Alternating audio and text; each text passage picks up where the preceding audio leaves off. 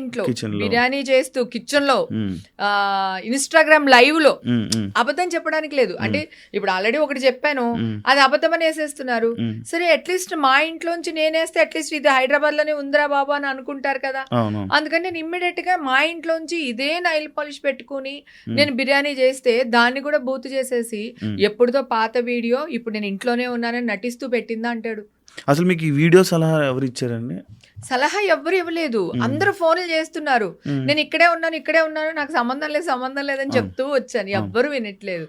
సరే ఒక video post చేస్తే ఒక గొడవ వదిలిపోతుంది కదా అనే మైండ్ సెట్ తోనే చేశాను నేను. కానీ అంటే ఆ రేవ్ పార్టీలో మీరు వెళ్ళింది సాటర్డే అని విన్నాను, అంటే సండే పార్టీకి మీరు అటెండ్ అవ్వలేదని విన్నాను. అది ఎంతవరకు వాస్తవం? లేదు, సండే పార్టీ కూడా నేను అటెండ్ అయ్యాను.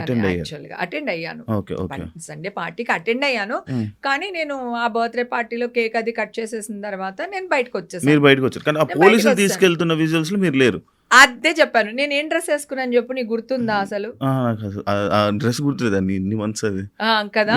నాకు ఓ ఫోటో ఉంటే గనక, లేకపోతే డ్రెస్ ఫోటో కూడా నీకు పెడతాను, అది కావాలంటే దీంట్లో యాడ్ చేసి వెయ్యి. నేను బ్లాక్ డ్రెస్ వేసుకున్నాను, పింక్ ఫ్లవర్స్ ఉంటాయి, పింక్ ఆరెంజ్ ఫ్లవర్స్. నేను అసలు ఇవాళ డ్రెస్ వేసుకొద్దాం అనుకున్నా, ఓకేనా. పైన ఓన్లీ వైట్ షర్ట్ వేసుకున్నా, దట్ స్లీవ్లెస్. నా పర్సనల్ది నేను చూపించాలనుకోలేదు, సో జస్ట్ నేను షర్ట్ వేసుకున్నా.